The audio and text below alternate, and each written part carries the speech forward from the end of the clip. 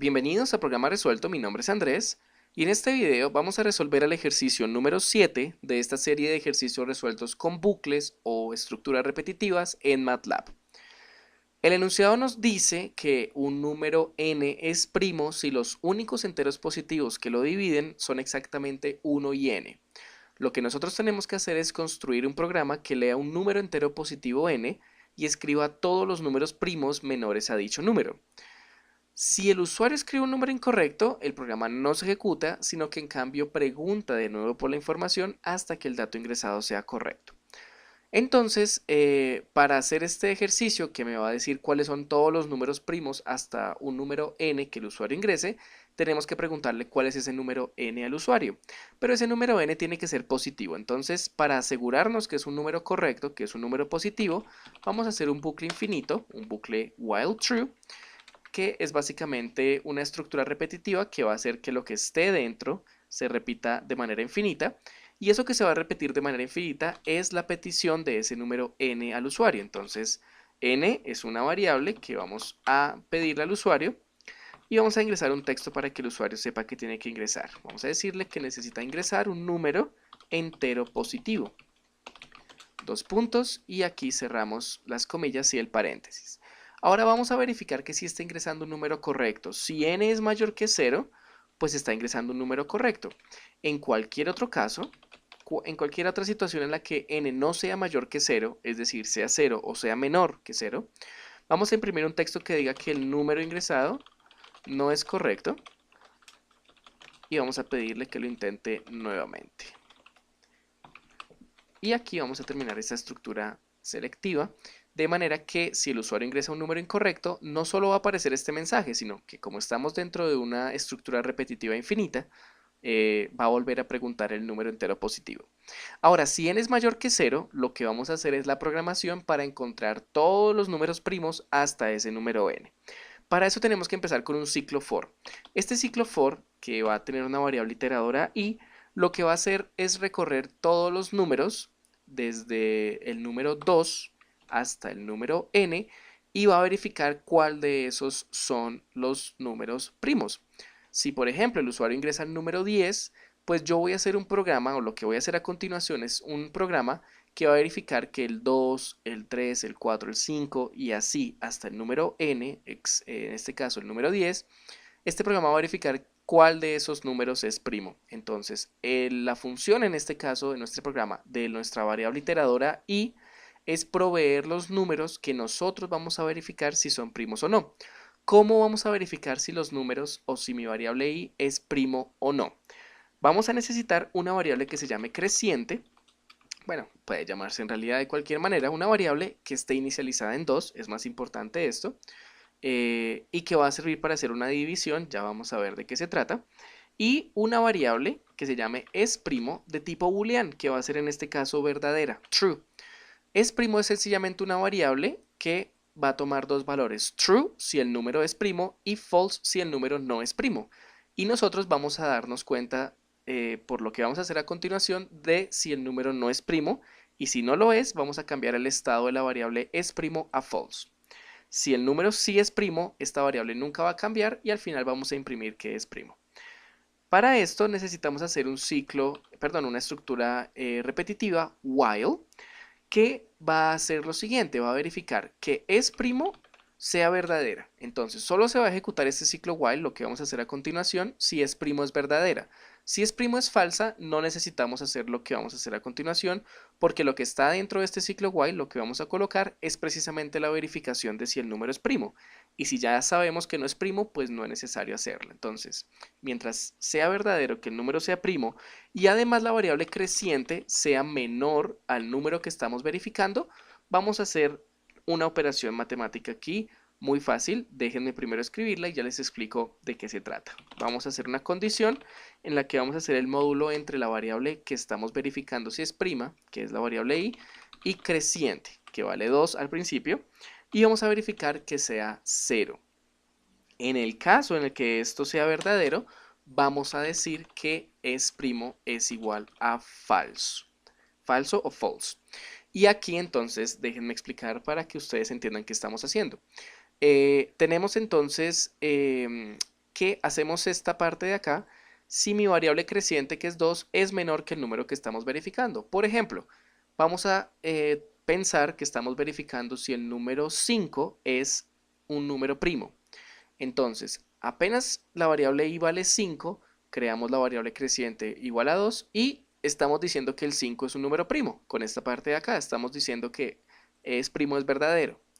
Entonces, como es primo es verdadero y creciente, que es el número 2, es menor que 5, que es el número que estamos verificando, pues se va a ejecutar este código. ¿Qué va a hacer? Va a hacer que ese número 5 se divida entre 2, eso es lo que hace mod, eso es el módulo, nos da el residuo de una división, hace que 5 se divida entre 2 y nos da el residuo. Ahora, si dividimos 5 entre 2, nos va a dar un residuo de 1, si ustedes hacen la división. Como no es igual a 0, como nos está dando el número 1 de residuo, entonces esta condición no es verdadera. Y lo que va a pasar, vamos a hacer aquí un else, es que la variable creciente va a ser igual a ella misma más 1. Es decir, ya no va a valer 2, sino que va a valer 3. Déjenme terminar esta estructura de acá. Déjenme terminar aquí el ciclo while.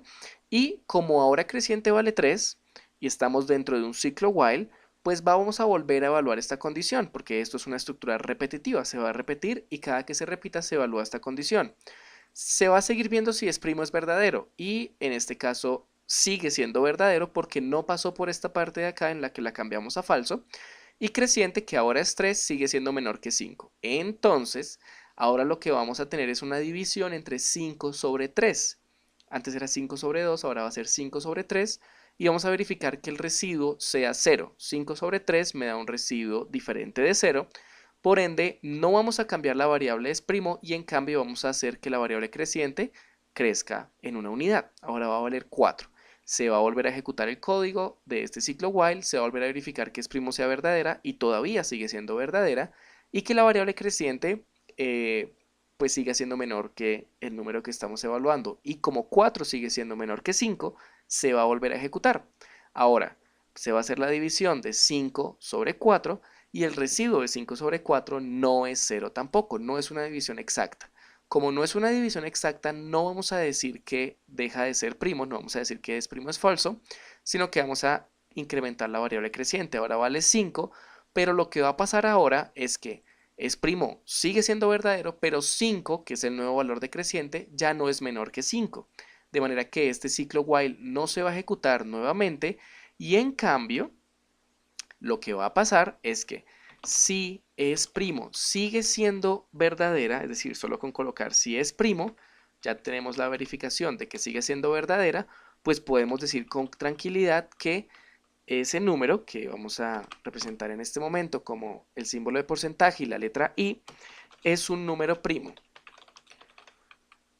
Hacemos un punto, cerramos acá, vamos a hacer también un salto de línea y nos ayudamos de la variable i, la vamos a imprimir y es el número 5 el que estamos evaluando. Entonces aquí ya saben ustedes cómo funciona fprindf, va a aparecer 5, es un número primo. ¿Por qué sabemos que es un número primo? Porque dividido entre 2, entre 3 y entre 4, que son todos los números anteriores a él, diferentes de 1, ninguna división fue exacta. Eso es precisamente lo que nos dice el programa, que un número n es primo si los únicos enteros positivos que lo dividen son exactamente 1 y n. Y aquí ustedes entienden por qué mi variable creciente es 2. Porque si yo dividiera mi número, digamos 5, entre 1, esa sí es una división exacta, entonces ningún número sería primo. Tiene que ser sobre 2 y de ahí hacia adelante. ¿Qué pasa si el número es, por ejemplo, el número 4? El que estamos evaluando, si i vale 4. Lo que va a pasar es que, bueno, se va a ejecutar 2, que es la variable creciente, es menor que 4, se va a ejecutar esta parte de acá, pero inmediatamente cuando se haga aquí 4 sobre 2, pues 4 sobre 2 me da como cociente 2, pero también me da como residuo 0. Es decir, es una división exacta, no tiene residuo esa división. De manera que vamos a cambiar la variable es primo a falsa. ¿Y qué pasa si la cambiamos a falsa? Pues se acaba esta parte de la programación, se termina el ciclo while, por lo que se va a volver a verificar que esto sea verdadero. Y como es primo ya no es true, sino que ahora es falsa, pues no se va a ejecutar esta parte de acá. En cambio, se va a seguir el código y se va a preguntar si es primo sigue siendo true. Pero en este caso, como es primo no es true, lo cambiamos a falso, eso significa que nunca vamos a encontrar un letrero o nunca vamos a imprimir que 4 es un número primo, porque no se cumple esta condición. Aquí me está faltando el end del ciclo for, vamos a colocarlo. ¿Y qué va a pasar? Que sencillamente vamos a terminar esta parte de acá, no se ejecutó por ejemplo con el número 4, pasamos a este end y este end es el end del ciclo for, por ende se va a volver a ejecutar el ciclo for, solo que ahora el ciclo for va a evaluar el número siguiente, que va a ser el número 5, y va a seguir evaluando todos los números hasta el número n. Yo sé que la explicación es un poco difícil de entender, pero en realidad es fácil cuando ustedes lo hacen y entienden cada parte de este programa. Y con el concepto, obviamente, de qué es la división del el módulo, que hace el módulo, que es entregarme el residuo, y entendiendo que si una división es exacta, me da como residuo 0. Y no puede haber ninguna división exacta de un número primo que divida a 2, 3, 4, 5 y todos los números anteriores hasta el mismo. No debería haber ninguna división exacta y ese sí es un número primo. Todos los números primos cumplen con esa condición. Entonces vamos a verificar si este código funciona, vamos a correrlo y vamos a ver cuáles son todos los números primos detrás del número 10. Y aquí nos damos cuenta de algo y es que, bueno, nos damos cuenta de dos cosas. Primero, que nos está pidiendo de nuevo la información. Nos debería pedir de nuevo la información solamente si el número ingresado no es correcto, pero si ingresa un número correcto, no debería pedirla nuevamente. Entonces lo que vamos a hacer es antes de irnos a este else, colocar break para que se termine este bucle infinito de acá, el while true. Corramos el programa nuevamente, terminemos este y vamos a colocar el número 10 y nos damos cuenta de que nos aparece el valor de es primo, de que nos aparece aquí el valor de es primo, de creciente y que tenemos que subir mucho para encontrar que 7 es un número primo, por ejemplo, y luego tenemos que subir mucho para encontrar que 5 es un número primo, que no sé, aquí debe aparecer 3 y obviamente 2 es un número primo. Tenemos que básicamente ver todos los valores que toman las variables para ver los resultados. Esto lo podemos corregir si le colocamos un punto y coma a esas variables que se están mostrando. A creciente, a es primo, a este es primo de acá y a esta suma. Solo con colocarle un punto y coma ya no va a aparecer entonces esa parte de ahí y ya podemos ver todos los números primos tranquilamente. Que 2 es un número primo, que 3 es un número primo, que 5 es un número primo y que 7 es un número primo. Aquí también se entiende por qué empezamos nuestro ciclo for con el número 2. Porque si empezáramos nuestro ciclo for con el número 1, miren qué pasa. Vamos a hacer de nuevo el número 10 y nos va a decir que 1 es un número primo, porque obviamente 1 va a pasar este filtro porque ni siquiera se va a ejecutar que creciente sea menor. Es decir, creciente que es 2 no es menor que 1, entonces no va a pasar este filtro y se va a decir que es primo es verdadero y va a decir que 1 es un número primo. Pero 1 no es un número primo. Entonces, sabiendo esto de antemano, sabiendo que el número 1 no es un número primo, pues vamos a colocarlo desde el número 2, es por eso que tenemos el ciclo for en 2. Y si colocamos 100, pues nos va a dar todos los números primos hasta el número 100, y si colocamos 1000, nos va a dar todos los números primos hasta el número 1000. Este es el programa que resuelve precisamente esta necesidad de encontrar todos los números primos hasta cierto número. Ahora, el programa me pedía todos los números primos menores a dicho número, es decir, si yo coloco el 997, no me debería dar el número 997, sino todos los menores, desde el 991 hasta abajo. Eso es algo que no consideré a la hora de resolver el programa, pero lo podríamos corregir colocando como límite n-1. Y si colocamos 997, pues solo va a llegar hasta evaluar el número 996. Para hacer el ejemplo más claro, si yo coloco el número 12, me va a decir que 11 es un número primo porque está verificando todos los números menores a 12, no el 12. Pero si coloco 11, también evalúa todos los números menores a 11 y no va a aparecer ese número, sino que va a aparecer desde el 7. Entonces ya ahora sí tenemos este ejercicio totalmente resuelto, espero que se haya entendido la explicación y lo que vamos a hacer en el siguiente video, en la parte número 2 de este ejercicio, es hacer el programa correspondiente que haga exactamente lo mismo, pero vamos a cambiar este ciclo for por un ciclo while. de manera que vamos a ver cómo funcionaría con un ciclo while. Es el mismo ejercicio, nada de esto cambia, nada de todo eso, solo el ciclo for por un ciclo while y vamos a ver si sí funciona y cómo se haría, aunque no es recomendable, pero bueno, para fines pedagógicos está perfecto, igual que en todos los otros videos. Vamos a dejar entonces este video hasta aquí, espero que les haya servido, que se haya entendido y nos vemos en la segunda parte. Hasta luego.